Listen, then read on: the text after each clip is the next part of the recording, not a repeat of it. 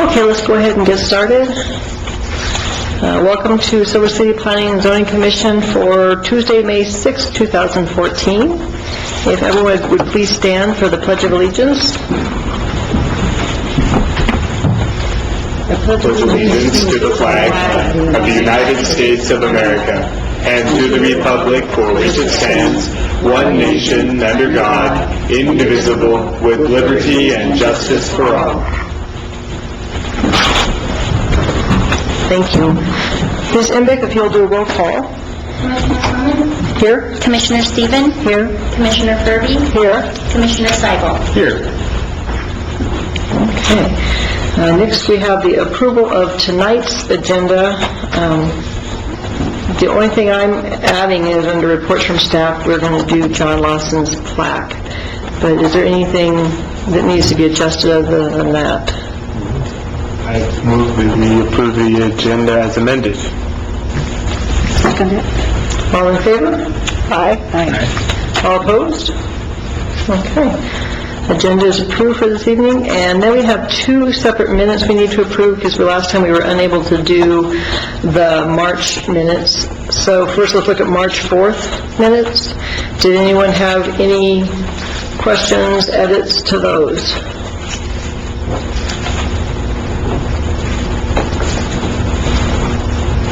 None noted by myself. They look good. Somebody who is here will have to probably move to approve. I move that we approve. I second. All in favor? Aye. All opposed? All right. And then the April 1st, 2014 minutes. Any questions, edits there? They don't get much more simple. Again, I'll move to approve. I'll second. All in favor? Aye. All opposed? I'm abstaining. I wasn't here, so I don't know. Okay. All right. Okay, we have no old business. This evening we have a public hearing, VA 14-01. It's a request for a variance to allow an open carport to be constructed within the required setback. The property addressed as 4028 Fran Drive is located on a tract of land described as Lot 7, Block 4 of the Linda Vista subdivision in the town of Silver City, Grant County, New Mexico. The applicant is Samuel Salcido, owner. Have any of the commissioners had any ex parte conversations regarding this request? No. Okay. Let me just go ahead and explain real quickly to the applicant and anyone else who's going to be speaking how the process works in case you've not done this before. First, the city will present your application, and then there is time for you to come up and present your application, and anyone who wants to speak in support or opposition to it will be able to. We do ask that you give your full name and speak into the microphone because we are on television and it's much easier for them to hear if you do that. And anyone who does want to speak this evening, you have to come up and take an oath. However, taking the oath does not mean that you have to speak. But anybody who thinks they might be wanting to speak with regard to this issue, if you would come up to the microphone, please, and we'll do the oath.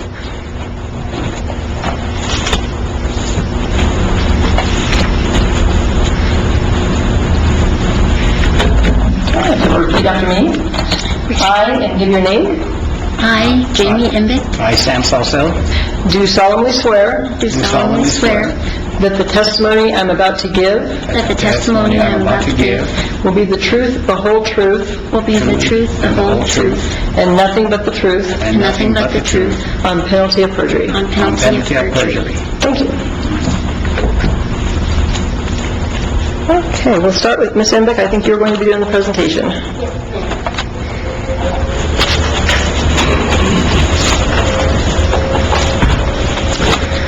Okay, this is VA 1401. It's at 4028 Fran Drive, and the applicant is Mr. Samuel Salcedo. It's a request for a variance to allow an open carport to be constructed within the required 20-foot front setback. This is an aerial view of the area. You'll notice the purplish circle around the property is the neighbors that were notified. You'll also notice that to the rear and the north of Mr. Salcedo's property, it's undeveloped. I'm sorry I can't see that far, but his house is right here, one of these, in the middle of the circle. I'm pretty sure it's that one. Yes. And so you'll notice the nature of these lots. You'll see that a lot of them are undeveloped in the rear of the property. There's a very large hill there. So you'll notice that a lot of the neighbors on that side of the street don't have the outbuildings or other things that a lot of people do in areas of town. There's a large drop-off right below the property there. This is the home in question, 4028 Friend Drive. And you'll notice that this block wall here is already in existence, and you'll notice that there's a very small gap between the wall and the home, and there's a gas meter also there. This is the neighbor to the north of Mr. Salcedo. You'll see that there is a carport constructed up to the edge of the sidewalk, and the block wall is also in line with Mr. Salcedo's, which is constructed up to the sidewalk. This is the neighbor to the south of Mr. Salcedo's, which also has an open carport built within the 20-foot setback. This is the view to the south and across the street. You'll notice that all the way down the street in this neighborhood, these walls and things are built up to the sidewalk. This is a view standing where approximately the carport will be built facing north. You'll see that structures already are built to the sidewalk. It's a little different view than looking straight on. And there's the block wall that runs down the north line of the property that's already in existence. As you're aware, the Land Use Code allows for private garages, carports, and off-street parking areas used to serve the residents, provided that it's located at least 20 feet back from the closest edge of the right-of-way of the street that provides access to the carport or garage. And in this case, the neighborhoods aren't built the same way that they are in other areas of town. The front yards aren't that large. It's the rear yard that is big. And this is a section of the Land Use Code. I'm sure you're familiar with it from other hearings. Section 6319A that allows a variance for a building or structure to be built. A strict enforcement of the Land Use Code would result in practical difficulties or unnecessary hardships for the applicant, and that by granting the variance, the Land Use Code will be observed, public safety and welfare secured, and substantial justice done. Under no conditions shall a variance permit a use that is not otherwise permitted in the zoning district where the property is located. So this would not be a variance for a use which is not allowed. This would be a variance for a structure to be built in the setback. There are 7 required findings that need to be met in order for you to grant the variance. Number 1, the hardship of which the applicant complains is one that is unique to the applicant rather than one suffered by the neighbors or the general public. It relates to the applicant's land or property, was not created by the deliberate action of the applicant or by one under his control, and reasonable remedies are not presently available. The granting of the variance is consistent with the town's comprehensive plan, and the granting of the variance is in harmony with the purposes and intent of the Land Use Code. The granting of the variance will not be injurious to the neighborhood surrounding the property where the variance is proposed and is otherwise not detrimental to the public welfare. The variance will not result in the extension, expansion, or enlargement of a non-conforming structure in violation of Article 7 and will not authorize the initiation of a non-conforming use of land. In this case, the staff does not have a recommendation we decided that it would just be best for you to discuss it and the commission decide. We don't think it violates the land use code, but we don't have a recommendation either way. And when we spoke to the other departments, no other department had a concern. The floodplain manager was on vacation, but he did review the file this week, and he didn't have any problem with it either. And the other staff comments are in your report. Is there another photo you'd like to see? Can we go back to the photo of the house? Sure. The home? That one? Yep. Okay. So I'm just trying to, in my head, figure out where in relationship to this photo the carport would be. Is it that side you're talking about where the gas line is? Mr. Salcedo would be best to answer that. Here, you can...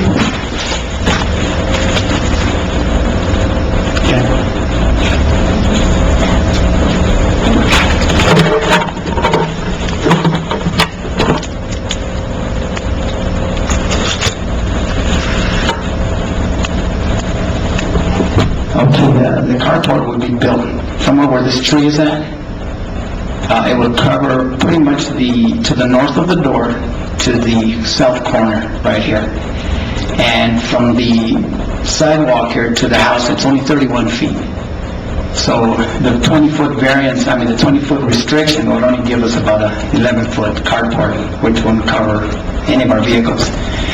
But the carport would be built from the door to the south corner of the property.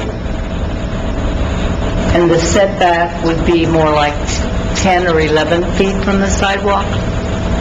Yes, it is. Yeah, because the property, this is just a rough measurement, was 31.8. So with the restriction, that only gives you about 11 feet. And instead it will be 11 feet back to allow you So we're to... asking for the variance to be able to come further out to at least cover our vehicles. But how far back from where we see the wall, front wall, how far back will the carport be from that? I think we have applied to try to build at least a 24-foot carport from the house towards the street, 24 feet, 25 in that area. So that means it's about 5 feet back from the wall? Yes, more or less. I think that's what it would be. In other words, the city would, and the utility companies would have access to all their lines or whatever, the gas lines that run through there, or water lines. The two vehicles are yours that we see? Yes. And what's the reason for not building the carport over there so it would go back further in the house? Is there not space there? I can't tell from the photo. Okay, where the pickup is parked, it's concrete, but that's right up against the property line on the south side. And where the car is at, that's the actual driveway, and then we would want to build further north past that tree to build. In other words, we would not use that area where the truck is parked now. We will have both vehicles parked underneath the carport. That's where the tree to the front door that you see there. So they would be shifted over to the left? Right, exactly. That way we will not violate that zone between the properties. And is the brick fence right at the property line, I assume? Yes, it is. And you lived in this house for how long? Since 75. We've been there almost 40 years. Now that brick fence that's on the west of the tree there, that with the foliage, that will be coming down. All that area will be coming down, plus the tree and those bushes. And how many vehicles will you be able to park in these? At least two, those two that we see there.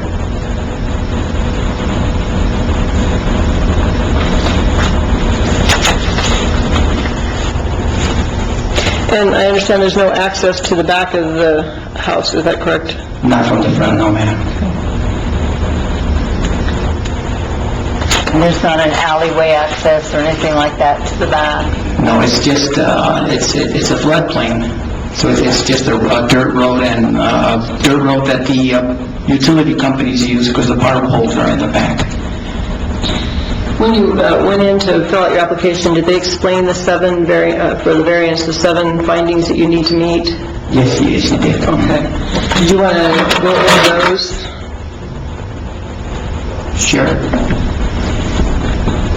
Let me see if I can, as best that I can understand them. The number one, the hardship of which the applicant complained, is one that is unique to my applicant rather than suffered by our neighbors.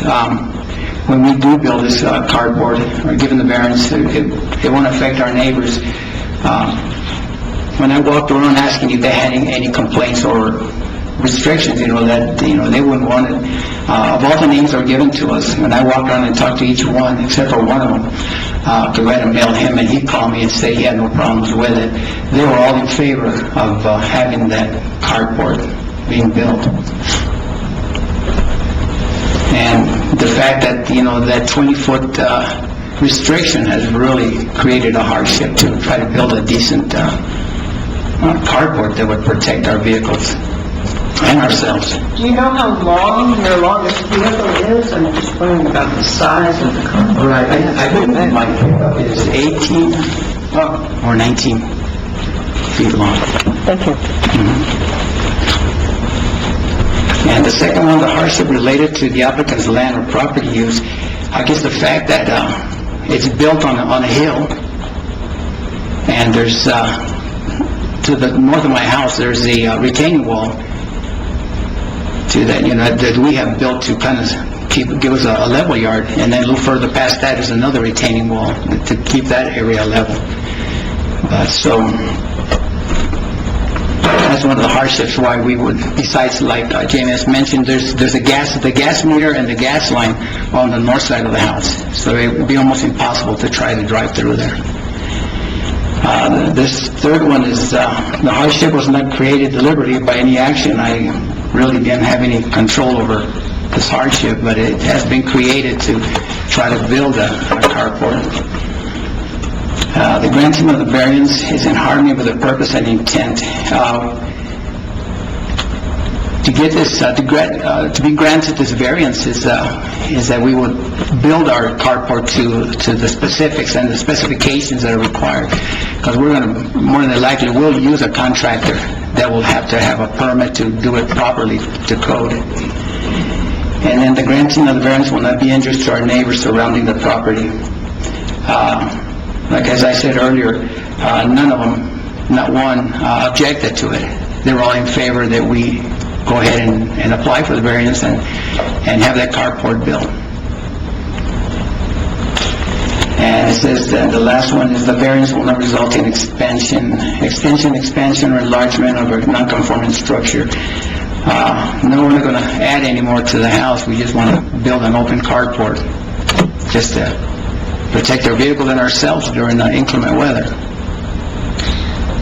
Let's go back to number 1 real quickly, and if you want to look at it, everyone misunderstands number 1, so let me explain it. Okay.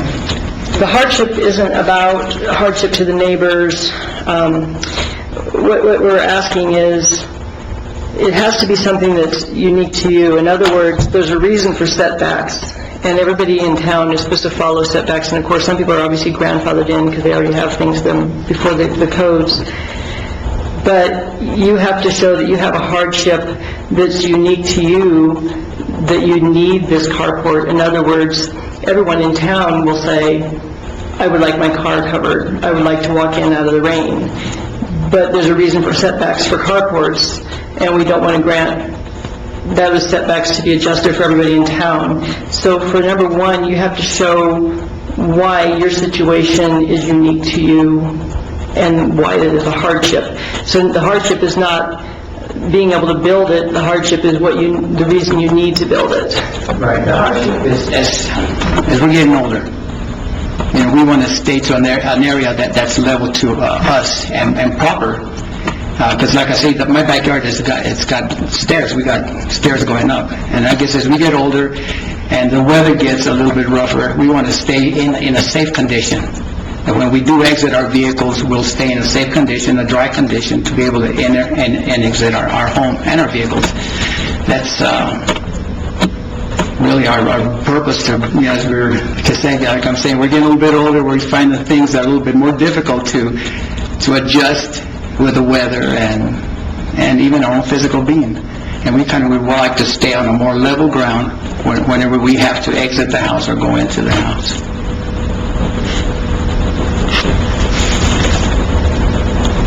Do any of the other commissioners have any questions for the applicant, or other questions? I just want to make sure I understand. The fencing that's across the front, looks like... I'm sorry. I apologize. The fencing that is across the front, you said will all be removed. Yes, ma'am. And then you'll have to take out the sidewalk starting about, let's say, closer to the door where that tree is. The tree obviously goes. And then it will be expanded over to about where the car is right now, not the truck, but the car, for the carport. Correct. Right in through here.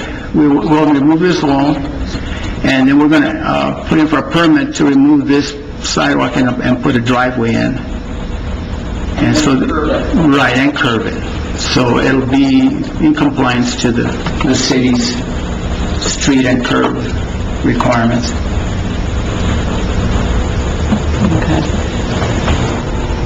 Thank you. Thank you.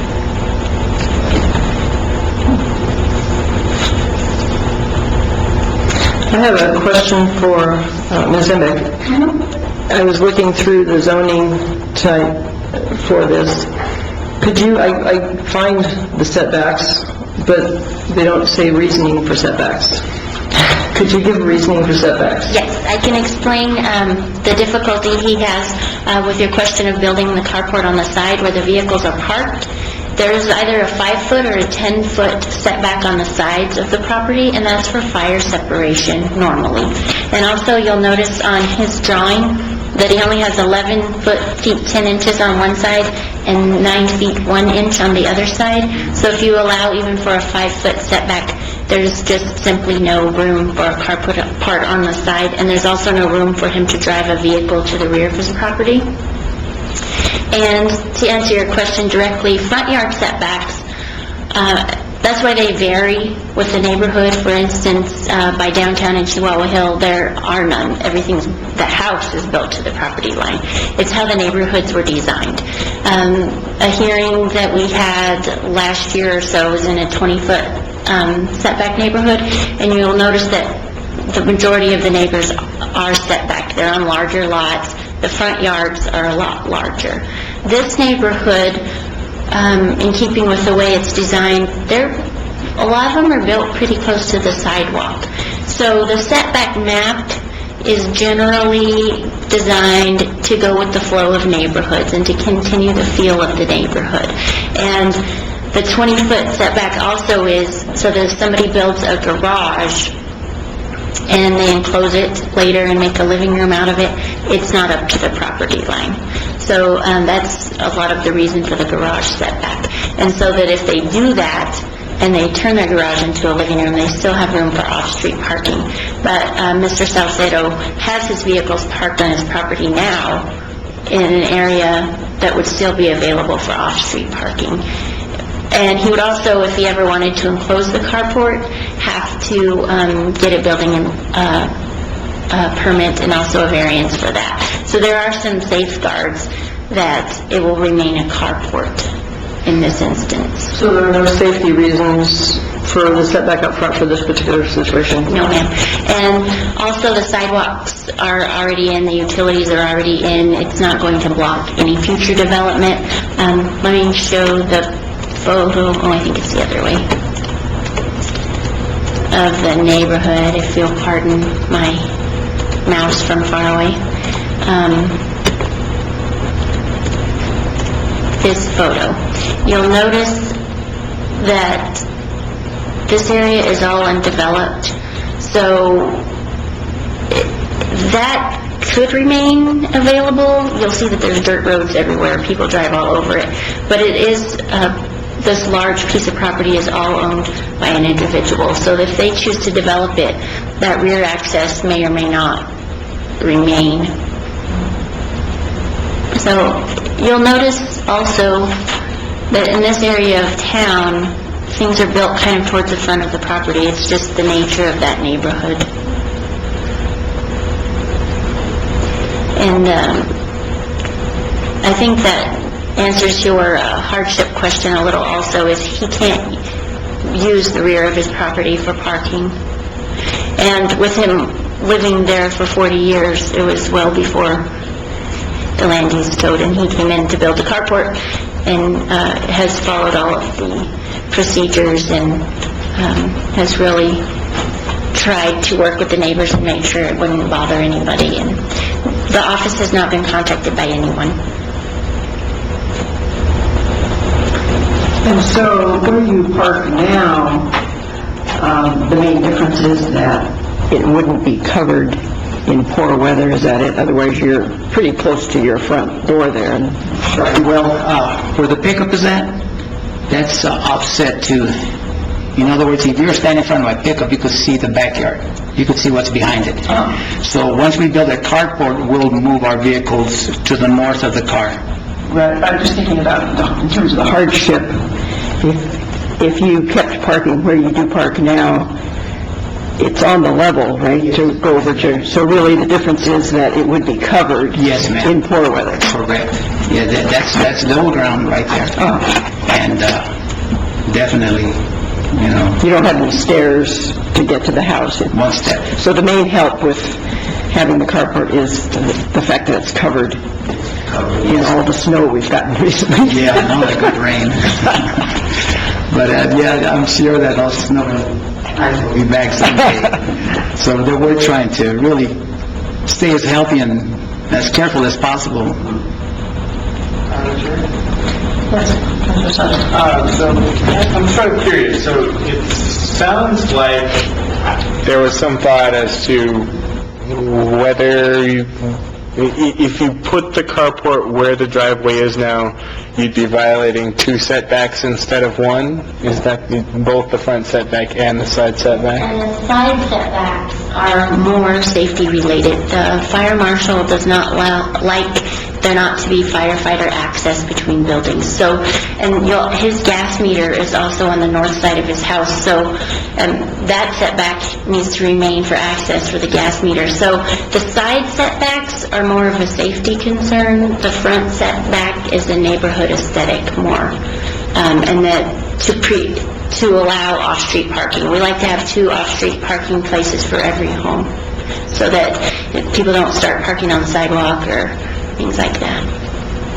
I mean, I certainly appreciate the importance of public safety, but the whole reason that there are front setbacks is it was determined at some point that this, aesthetic uniformity was a goal worth achieving through public policy. So, I don't know, I guess that's, my challenge is I know the fire marshal likes having side setbacks. A carport is sort of necessarily sort of a flimsy construction. I mean, it's not like a garage or... I don't know.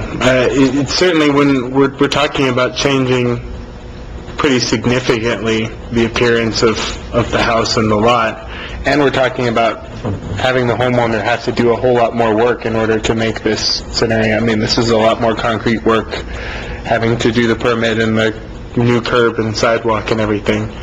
And I'm just curious, was that a staff preference, or that's the applicant's preference? These are the plans that he came in with, so that's where you had decided to put it, correct? Yes. Okay.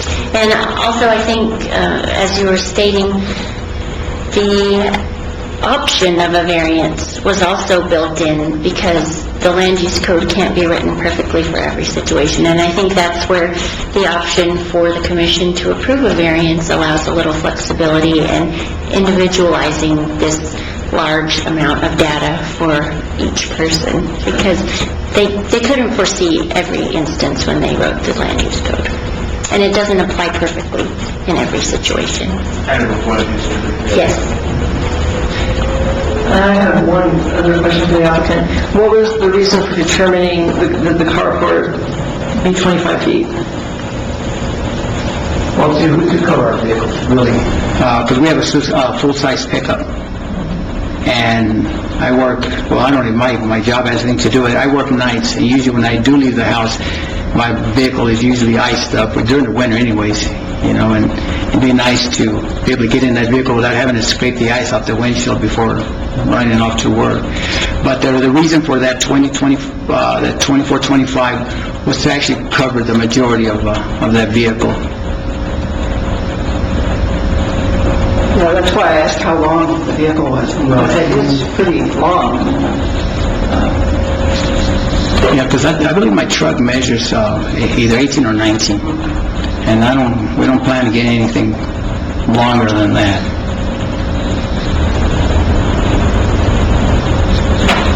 Would having a carport that was closer to 20 feet and maybe the back of the truck was not completely covered, but it would still seem that that would take care of your purpose, because getting in and out, you'd still be covered getting to and from the house. Would that be something you would consider having it? We would consider that, sure. Okay. Does the commission have other questions for staff or the applicant?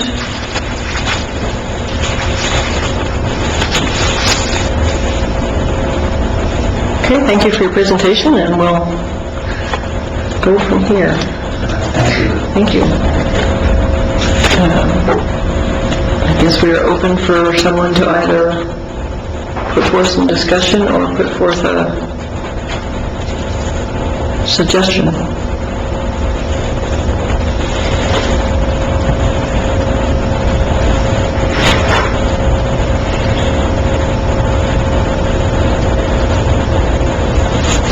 I guess I'll start by saying I'm kind of back and forth in the sense I don't, under the first finding, it seems like it's something that is applicable to everyone who doesn't have a garage or a carport currently, that they would like to be able to stay out of the rain and the weather to get to their house. On the other hand, this homeowner has had this for 40 years and purchased this house prior to our current zoning, not knowing that they would have the issue of not being able to do that. So I think that there's two sides to look at with that. Does anyone have any comments on that? Anything to add or adjust to what I just said? Being able to see the visuals of the neighborhood and how other carports are now used in the neighborhood, I found to be an assist, because I was having some difficulty picturing it quite the way it's going to be. I am a little concerned that it's going to be that close to the sidewalk. I think that would be my one concern, is if it maybe just not be set back a few more feet, even for aesthetic purposes. So maybe you could add the condition of the 5 feet. A good condition that, the carport be listed at 20 feet, or, you can put a condition on if somebody would want to do something like that. I'm a little curious about the carport that's up on the screen right now. How old is that carport? Was there a variance granted for that, or? To my knowledge, there wasn't. Do you know what year it was built? 20 years, 15 years? It's been a while, I'll put it that way. I couldn't give you a date when it was built, but it's been there. And there's one on the other side, would that be the same? It's been there a long time? That one there, you see, the previous owners moved out about 7 years, maybe 6 years ago. And they lived in that house about maybe 10 years, so maybe within the last 15, 16 years.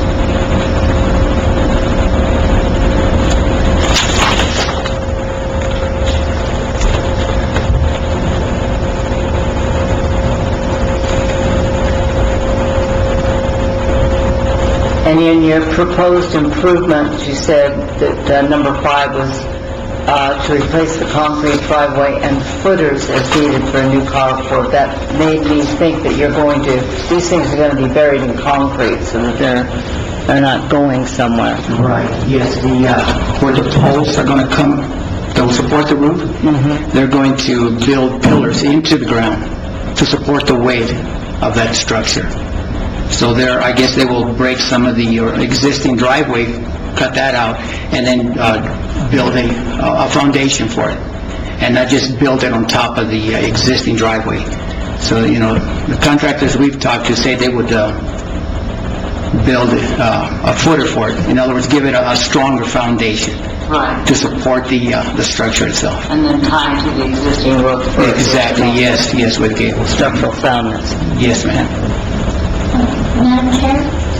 I might add a little background information. I'm not sure whose question it was, but there was a period of time about 15 years ago when before that the town didn't have a building inspector, and so this would have never been triggered. He came in for a building permit, and so that's where this variance came from. So that may have been how those occurred also. And then this land use code was effective in 2010. So there was a long period of time that the town did not have a building inspector.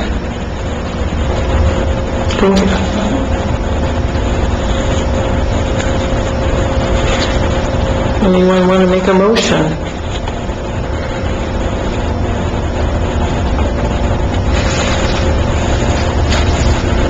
I'll give a stab at it.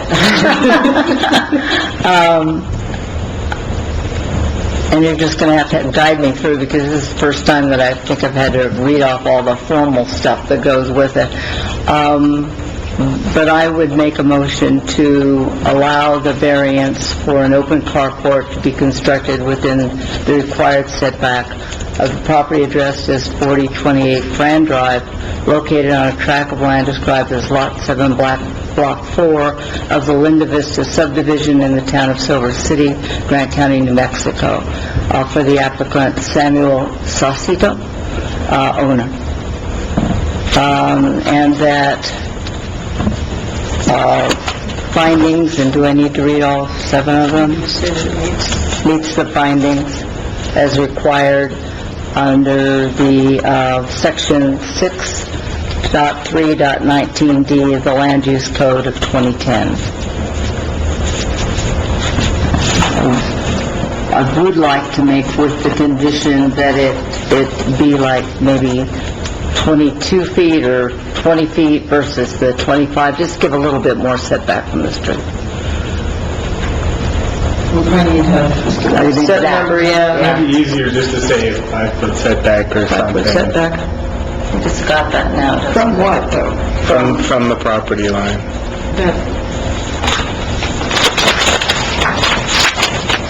From the property line. Is that the sidewalk or the inside, the outside or the inside of the sidewalk? It looks like from this, it should have a 6-foot setback As designed on this, yeah. From the sidewalk. honestly, I'm okay with that personally. So, Commissioner Speaker, did you want to put a specific number on, or If the rest of the panel is minimum? okay with the setback as designed here. Well, I have some misgivings about the whole size of the thing. It's also very wide. It seems to me you could fit 3 vehicles in there. And if the reason for the setback in the front here is aesthetics of the neighborhood, I'm just wondering about it seems like very large size for the carport. And We should probably second or not second the motion, though, so we can discuss it. And do we have a second? I mean, for the purposes of discussion, I'll second the motion. So, Commissioner Kirby, did you want to continue with that? no, I think that's my main point. Recommendation for an adjustment or an alteration that you would consider to be okay? In other words, if you think 50 foot is too much or 25 foot is too much, what would be something that you would consider to be okay? Tell us why you're making it so wide? Well, what we're wanting to do was to kind of cover the front door. But, we don't have to go with the width of the carport where the car's at. You know, we cover the cars and then also... and then maybe a short pathway to the door, yes. Combination porch / Exactly, right. Not a continual carport from that sidewalk to the south corner of the house. So you could do a narrower carport and then just have a covered portion to the front. To the front door, yes, ma'am. Correct. So how wide would you like the carport portion to be? I mean, I measured my car, it was 6.5 feet wide. It's a pretty wide car, so I thought 27 feet is a lot. And I'm just thinking if what we're making an exception to here it has to do with the aesthetics of the neighborhood, then it seems like a huge carport, if it isn't really needed for Well, not quite, well, you know, the width would, you know, that can always be brought in, you know, to cover our cars, and also to build a short porch, you know, over towards the front door. Yes, ma'am. The drawing was actually, I mean, this carport's going to cover more than half of the front of your house. Yeah. So- Well, that was just kind of an estimate at the time. You know, we can still make those adjustments that need to be done to bring into conformance with our neighbors.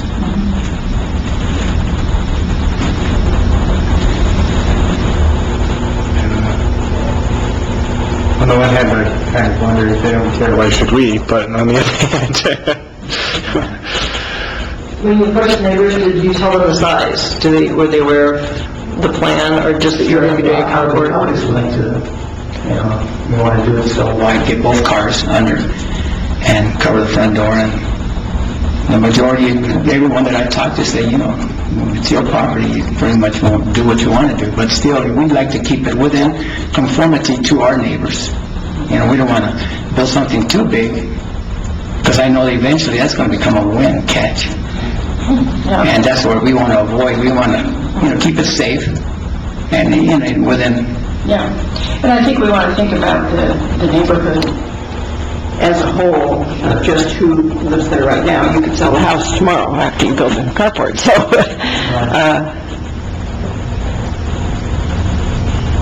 No, we don't want our carport in our house to overpower anybody. We want to keep it within conformity to what they have. 2 vehicles. Exactly.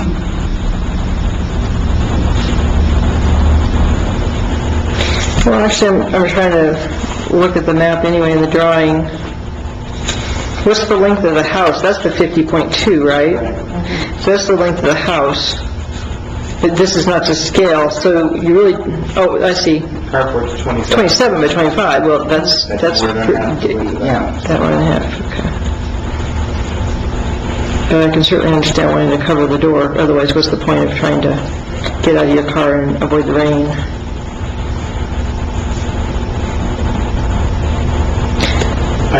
I would suggest that this is a design challenge that is maybe beyond our capacity to solve in this meeting. And I'm fine, I mean, of the two dimensions, the 25-foot depth, which is primarily what we're looking at here, I'm okay with that, frankly. It doesn't go right up to the sidewalk like the neighbor that we're looking at. It probably extends a little more than the neighbor on the other side, and I don't have a problem with that. But so it would be my preference, I guess, to amend the motion just to remove reference to changing of the size. That would be my preference. It's not my motion, and I'm not going to make a motion to amend. I'm just going to put that out there for your consideration. But I would urge you, regardless of what we decide here tonight, to consider maybe some ways that you could handle that more elegantly when it actually comes time to do the design and the construction. And there probably is a really good way to handle this, and I'm sure that you'll come up with it. And the truth is, the width, how far it goes across the house has nothing to do with our zoning anyway. Right. We don't have any rules, regulations regarding that, so it's just really up to at that point, it is up to you I mean, since he's essentially asking for a variance is asking for a favor, and we can put whatever conditions we want on it, but it seems a little unfair. It seems like he has sort of the best interest of the neighborhood at heart, and I think he'll want to make his house look good, and we've certainly given him some ideas tonight, so. I don't want to put a condition on something that nobody else has. That's kind of I will ridiculous. remove the amendment. But, so you want, okay, do you want to redo your motion without the amendment, and just say that, just... Yeah, I'll redo my motion without the amendment. Okay, without the condition? Without the condition. We have a motion for, with the request for the variance to be granted with no conditions. And I consent to that amendment. That's the second. And do we need to have any other discussion prior to vote? No? Ms. Embick, you would like to do a roll call vote? Commissioner Stephen? Aye. Commissioner Clements? Aye. Commissioner Furby? Aye. Commissioner Seibel? Aye. Okay, motion is granted. Thank you very much for coming in and doing a nice presentation, and, and good luck. It'll be at rest, and we're going to get a contractor to do it. So it'll be under code and under David's watch. Congratulations, you've been in the same place for so long. Thank you. We have under new business election of a chair. My chairship is up 2 years, and we also need to have an election for vice chair. I'd like to nominate Sherry Clements as chair. Second? And I don't know, Ms. Embick, is that something a roll call vote, or is that a... You'll have to repeat it, I'm sorry. I apologize. We have motion for the chair right now we're working with, and for me, and we had a second. Is that a roll call vote, or is that a regular vote? Okay. All in favor? Aye. Aye. All opposed? Okay. Congratulations. All right, now, the toughie, vice chair. I nominate Nick. I've done this before. I second that. Okay, Everything old is all new in again. favor? Aye. Aye. No. All opposed? Okay. So we officially have chair and vice chair done. We do now have a community forum tonight. Reports from staff. Unfortunately, John Lawson was not able to make it. He is no longer going to be a commissioner, but we did have a plaque we wanted to give to him and thank him for his service. I'll just go ahead and read this, and we will make sure we get the plaque to him. It's presented to John Lawson. We extend this token of appreciation with our heartfelt gratitude for your outstanding and dedicated service so unselfishly given. And it's presented by the Town of Silver City Planning and Zoning Commission and the Community Development Department. It really is good, wonderful to give your time, and we sure hope that we can have somebody out there come in and do the same thing to replace them, because we still have an open spot. So all you have to do is be a resident of the city. Okay, reports from commission.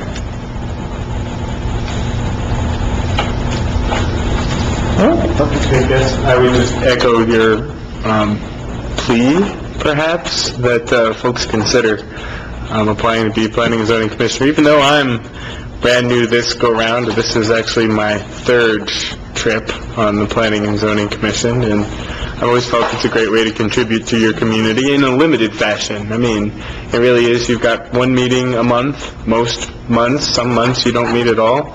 And there is time that's involved in reviewing the cases and making up your mind, but it's an important job, and unlike being on the council or being the mayor, you have very strictly limited duties, and so think about it. And if anyone would like to talk more about what's involved, I'd be pleased to talk to them, and I'm sure that probably goes for all the other commissioners as well. Thank you. Okay. And We don't have community input, so I'll entertain a motion for adjournment. So moved. Second? Anyone second? Second it? Okay. All in favor of adjournment? Aye.